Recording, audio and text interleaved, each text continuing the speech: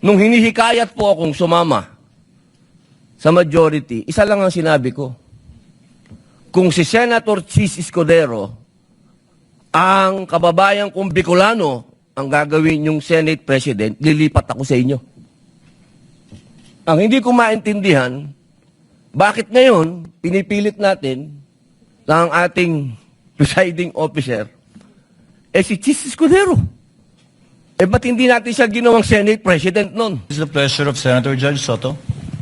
I'd like to explain my vote also, Mr. The President. gentleman may proceed and he has 2 minutes. I have Kindly be one line. mindful of the timer. I have one line to say. That's the reason I voted in favor. Because the minutes of the Constitutional Commission are merely research source. What is the pleasure of the Honorable Padilla? Ginoong, Will the gentleman explain his vote? opo. The gentleman may proceed. You have 2 minutes, sir. Maraming salamat po, Ginoong punong tagapamahala.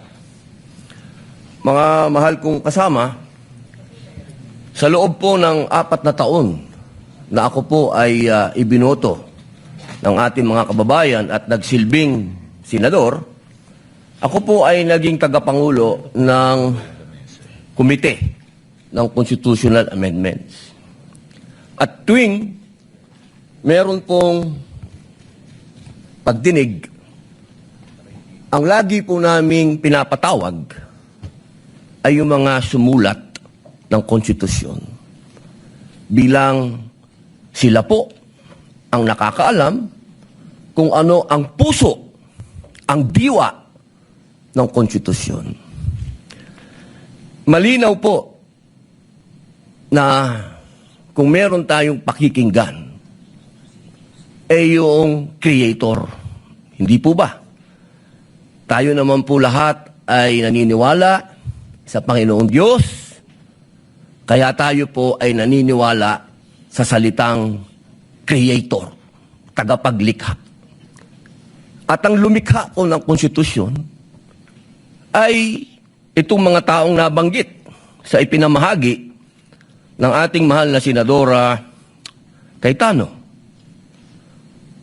Malinaw po dito. Nasabi na po sa English ito. Mainam po ay sabihin po natin sa Tagalog upang mas maintindihan po ng ating mga kababayan.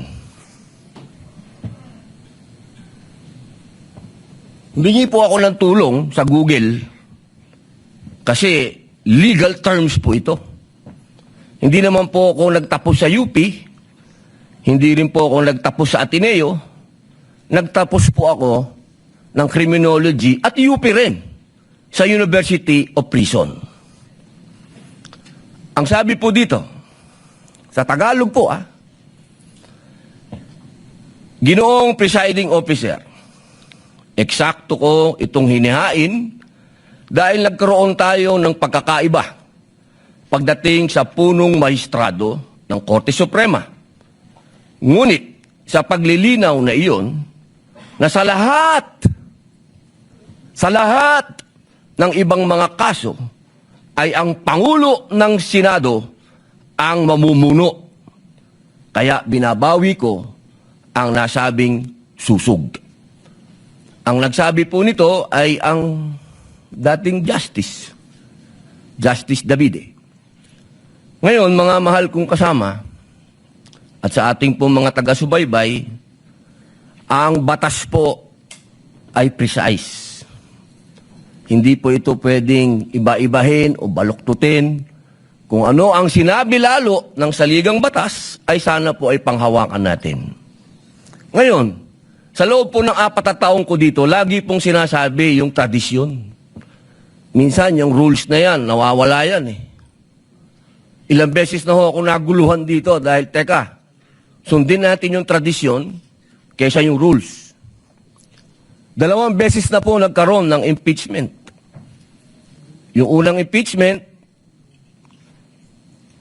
ang nag-preside ay yung Chief Justice, yung kay Pangulong Estrada. Yung sumunod po, nandito na po ako nun. Ang nag-preside ay ang mahal na Bicolanong kaibigan ko, Senador Chis Escudero. Yun po kasi yung nasasabi sa saligang batas at tradisyon. Yun na po yung nangyari. Ngayon, gusto ko pong tanungin yung mga kasama ko sa majority. Personal na tanong po ito. Nung hinihikayat po akong sumama sa majority, isa lang ang sinabi ko. Kung si Senator Chis Escudero, ang kababayan kong Bicolano, ang gagawin yung Senate President, lilipat ako sa inyo. Ang hindi ko maintindihan, bakit ngayon pinipilit natin na ang ating presiding officer si Chis Escudero? Ba't hindi natin siya ginawang Senate President nun? Yun lang po ang tanong ko. Maraming salamat. The remarks of the gentleman is noted. Senator Marcos, what is your pleasure, ma'am? The lady may do so. You have 2 minutes, ma'am. Kindly be mindful of the clock. Yes, thank you very much. Ang sabi sa atin ng bata tayo, kapag mali ang umpisa, mali na ang lahat na susunod. Ayoko naman magkamali sa umpisa pa lamang na napakahalagang paglilitis na ito. Unang-una, paulit-ulit na nating sinaad na ang ating saligang batas ay hindi maaring baluktutin. At napakaklaro nito. At ang sinasabi ng ating Constitution of 1987, Article 11, Section 3, Number 6, all other impeachable officers ang sinasabi, carving out therefore the exception that proves that rule, that the Chief Justice is the single exception, and otherwise the presiding officer should be the Senate President. It is the exception that proves the rule. Palibasa na uso ang Latin, may kabaliktaran din sa kinote ni Senator Soto, expressio unius est exclusio alterius. Palibhasa, hindi naman in-exempt, ibig sabihin na laging dapat ang Senate President ang presiding officer. Ikalawa, nakita naman natin ang mga debate, ang listahan ng mga sinabi at paliwanag nung dating Chief Justice natin, si Mr. Davide, nung panahon, nung convention. Contextual reading and the thorough debate do not allow for any interpretation whatsoever. And we should abide by that. Ikatlo, yung kaduda-dudang quorum nung June 3 na pinapaliwanag ng aming minority leader na hanggang ngayon nakatenga pa rin. Kung tutuusin, nung sinasabing na amyenda, yung Supreme Court petition ay pending pa. Kaya hindi karapat-dapat na yon ang sundan. Ikalima, it's not the impeachment court but the Senate that amended the rules. Kaya para sa akin, napakaraming dahilan. Huwag sana nating sayangin itong napakahalagang responsibilidad natin at huwag mag-umpisa sa mali itong paglilitis. Maraming salamat.